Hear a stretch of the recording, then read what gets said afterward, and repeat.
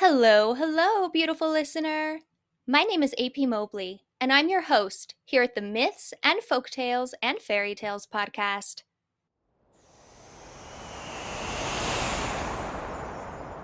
I'm also the author of dark fantasy inspired by mythology, so if you ever wanted to check out my books, I'd really appreciate it. Okay, so fairy folklore. I'm very excited for this episode, and I've been looking forward to it for a while now. Fairy folklore is a complicated subject. There are a lot of layers to it. So, I'm just going to cover the basics of it today and then share a really great fairy story from Scottish folklore, which is the tale of Tam Lin. But before I get into the basics of fairy folklore, I should probably explain why I'm covering it in the stories that shaped me section of the podcast. As I'm sure you've gathered from the other episodes in this section, I had a habit of becoming obsessed with movies and TV shows that interested me as a child.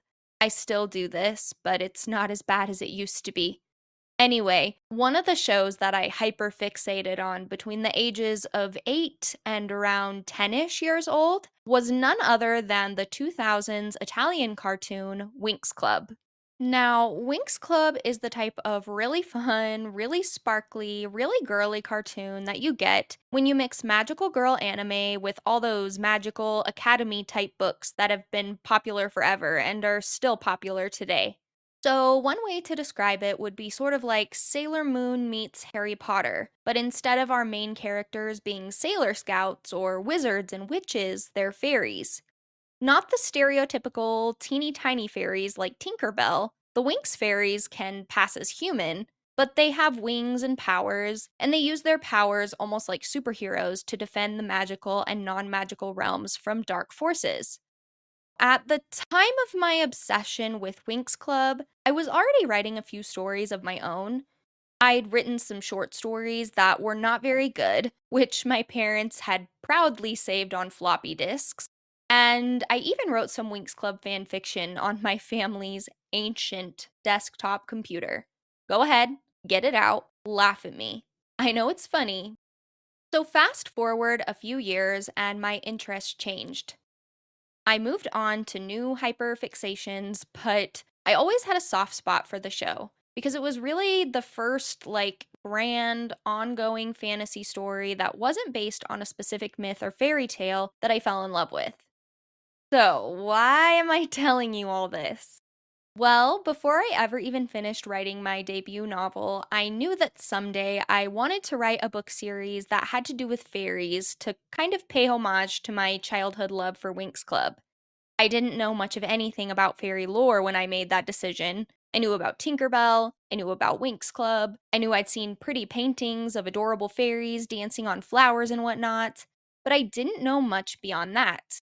I knew that my fairy series would require a monumental amount of research, more than my first series ever did, because when I was writing my first series, I'd already read about many of the Greek myths, and I was even quite familiar with some of them. But fairy lore? Again, the extent of my knowledge was mostly Winx Club and Tinker Bell. Because I knew that a lot of research would be going into my fairy series, I started looking into the lore back before I'd even finished writing the third book in my Greek mythology series. And boy, oh boy, you can imagine my surprise when I discovered that fairy folklore is nothing like Winx Club. One fact about fairies that I discovered early on, and that really surprised me, is that winged fairies are kind of a new concept. Apparently, the idea of wings on fairies only started to gain popularity at the very end of the 1700s and into the 1800s. A few artists gave them bird or bat wings, but a lot of artists gave them butterfly wings. On top of that, the original fairy folklore is so much darker, so much more complex, and so much more interesting than I could have ever imagined. As I've learned about it, my fairy series has grown and changed a lot, and it's now become its own weird, twisted thing that I am super proud of. Book 1, The Bone Fairy, spelled Faerie, should be coming out in spring of 2025 if all goes as planned, and I can't wait for people to read it. It's a dark fantasy that's got star-crossed lovers, a post-apocalyptic world kind of like Fallout, tragic characters, the land of fairy, changelings and other fae, a variety of European mythologies, and bone and blood magic. If that sounds interesting to you, be sure to sign up for my newsletter so you don't miss my updates for it and you're notified when it comes out. Without further ado, let's get into the basics of fairy folklore, and then I'll talk about the Scottish fairy story called Tam Lin. I apologize in advance for any words or names I might horribly mispronounce. First things first, what exactly is a fairy? The answer is not as clear cut as you think it would be. When most people think of fairies, they think of sparkly, winged creatures that flitter through an enchanted forest and spread pixie dust wherever they go. But the thing is, most fairies are not so cute and friendly. For instance, did you know that a lot of folklorists consider leprechauns to be a type of fairy? The Merrow, an Irish mermaid, is generally classified as a fairy too. The Doulahan, an Irish monster that likely inspired the Headless Horseman in Washington Irving's iconic Sleepy Hollow story, is a fairy. The Banshee, a female spirit who screams in the night to warn families of impending deaths, a terrifying phantom found in Irish, Scottish, and Welsh folklore under different names, is also a fairy. So, again, what is a fairy? The shortest answer that I can give you is that fairies are mythical beings. They come in all shapes and sizes. They have a wide range of appearances. Many of them have supernatural powers, such as shape-shifting, and they can be helpful or harmful to humans, depending on factors like what kind of mood they're in that day, or whether a person has offended them or broken one of their rules. A lot of fairies are found in the mythology and folklore of Celtic, Germanic, French, and Slavic nations. Some folklorists even say that the nymphs and the satyrs from Greek mythology are fairies, that the Nagas from Hindu mythology are fairies, that the jinn from Arabic mythology are fairies, that cultures from all around the world have fairies, even if the people from those cultures don't necessarily call them fairies. Francis Young, an expert in history and folklore who's from the UK, talks a little bit about this in a blog post on cambridgeblog.org. The post is titled, "Everything You Know About Fairies is Wrong," and I'll link it in the description in case you'd like to read it. Okay, so fairies are mythical beings from several different nations. That checks out. Now you might be wondering where they came from. Did they always exist? Or did they evolve from something else? There's actually quite a few theories about the origins of fairies, which I have to admit I was not expecting when I was first looking into this. One theory for where fairies came from is that they're fallen angels cast out of heaven by the Abrahamic God. But even though they were evil enough to be cast out of heaven, they weren't evil enough to be banished to hell. Other theories suggest that they could be spirits of nature, spirits of the dead, an evolution of the pagan gods, or even descendants of the pagan gods. For me personally, the theory that makes the most sense is that they're descendants of the pagan gods. So that's the primary angle I took with my fairies in Bone Fairy. Okay, I mentioned earlier that leprechauns, marrows, doulahans, and banshees are all part of the big happy fairy family. But there are so many others. I mean, the list is long. There are selkies, elves, brownies, pixies, pukas, gnomes, dwarves, kelpies, goblins, trolls, and many more. On top of that, there are also different ways to categorize all these fairies. For one, they can be categorized by the elements. There are water fairies, air fairies, fire fairies, and earth fairies. So, like, sylphs are fairies of the air, while gnomes are generally associated with the earth, and mirrors are generally associated with the water. Fire fairies are usually called salamanders, and they're a rarer element than the others. Yet another way to categorize fairies is by whether they're solitary fairies, fairies who prefer to live alone, or trooping fairies, fairies who prefer to live in groups. Then, in Scottish folklore, the fairies are categorized by courts, the seelie and unseelie courts. The Seelie are a group of fairies who aren't expressly nasty toward humans, even if they mess with humans from time to time, while the Unseelie are a group of fairies who are considered to be quite malevolent. All right, fairies are mythical creatures. There's a bunch of different kinds of them, and they can be categorized in various ways. As far as where they came from, it's theorized that they might be fallen angels, that they might be spirits of nature or of the dead, or that they might be related to the old pagan gods. But where do they live? Well, lots of people report to have encountered fairies, even today. So fairies can certainly hang around in our world, usually in the wilderness. But while I was talking about some of the stuff you can expect to see in Bone Fairy, I mentioned something called the Land of Fairy. Basically, the Land of Fairy, also called the Otherworld, Fairyland, and a slew of other names, is what I understand to be the home of the fairies. Now, the Otherworld is pretty mysterious. Some people say it's like a mirror to our world, a dimension parallel to our own, sort of like the Upside Down in Stranger Things. They also say that our world and the other world are separated by a sort of veil, and that on Samhain and Beltane, the veil gets thinner, and it's easier to go from one world to the other. In many stories, characters enter the other world in a number of ways. Sometimes there's a portal underwater, sometimes there's a portal underground, or in a burial mound, or in a cave. Sometimes characters are invited into the other world and shown the way by someone who lives there. It just depends on the story. One really important detail about the other world, though, is that time passes differently there. Sometimes characters will be whisked away to the land of fairy, and when they return to our world, they'll find that hundreds of years have passed and everyone they knew is dead. In a Cornish story called The Bucas, which I read in The Mammoth Book of Celtic Myths and Legends by Peter Beresford Ellis, the main character goes to the other world to work as a maid. She thinks she's been gone for years, but when she comes home, her parents tell her it's only been half an hour. So again, time passes very differently in the other world. Also, I'll link that book in the description in case you'd like to check it out for yourself. I do highly recommend it if you're getting into the mythology of the Celtic nations and you need some starting points. Here are some other bits of interesting lore that I've read about fairies. One thing is that if you have their true name, you have power over them, and that if you give them your true name, they'll have power over you.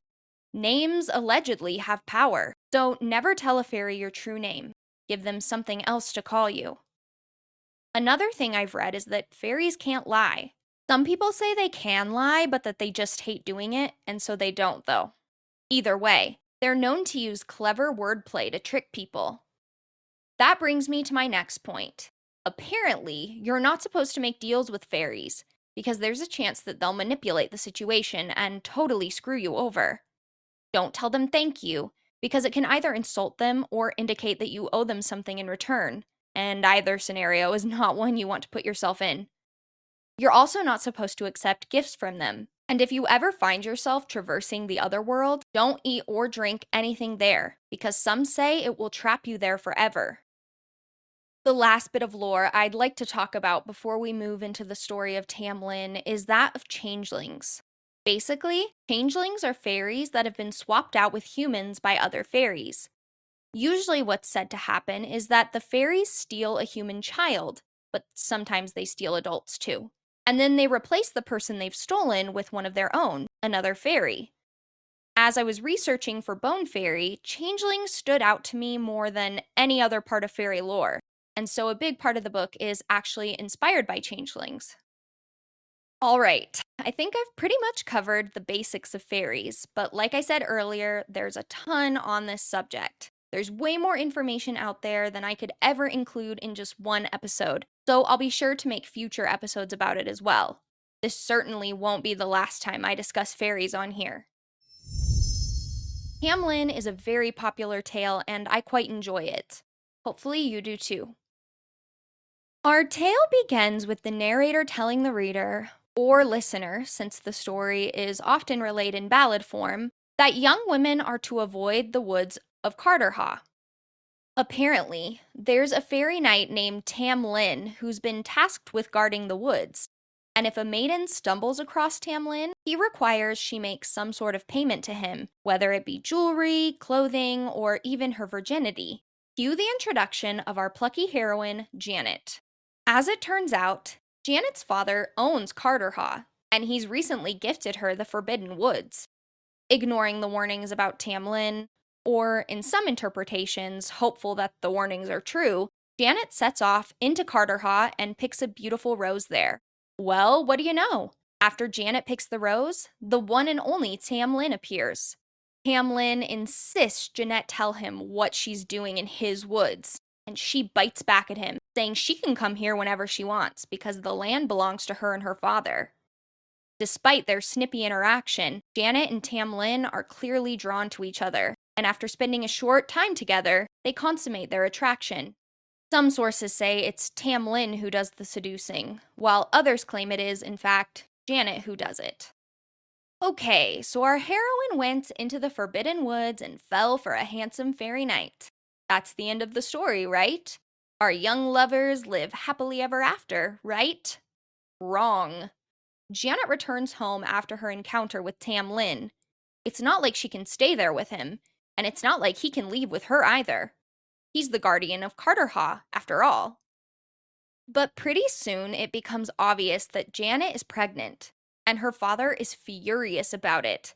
He demands to know which of his knights is responsible, but Janet refuses to reveal the name of her lover. She simply states that the father of her child is a fairy. Still, Janet doesn't want to be a single mom, so she goes back into Carterhaugh and picks some abortive herbs. And, just as Tam Lin appeared when Janet picked the rose, he appears again when she picks the herbs. He begs her not to take the herbs and says there might be a way for them to be together. She asks him how, and he starts by saying that he's not really a fairy. He's actually a mortal man who was kidnapped by the fairy queen and forced to join her court. Tam Lin then explains that every 7th Halloween, which, in the story, is coming up in just a few days, the fairies must make an offering to Hell. Unfortunately, they usually sacrifice the humans they steal rather than one of their own, and Tam Lin has reason to believe that this year, he'll be the human the fairies sacrifice. But not all hope is lost. Just as Tam Lin promised, there might be a way that he and Janet can be together. There might be a way that she can save him. He says that on Halloween, the fairies will be riding their horses through the woods on their way to make their sacrifice to Hell, and that he'll be with them. He also says that if Janet can pull him from his horse's saddle, hold onto him tightly, and not let him go, he'll be freed from the fairies. This will be an incredibly difficult feat, he explains, because the fairy queen will surely transform him into a number of creatures and/or objects to try and get Janet to release him.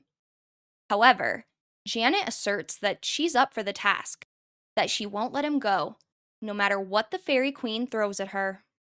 And on Halloween, she does just that. As the fairies are riding through the woods, Janet pulls Tam Lin from his horse's saddle and clings to him for dear life.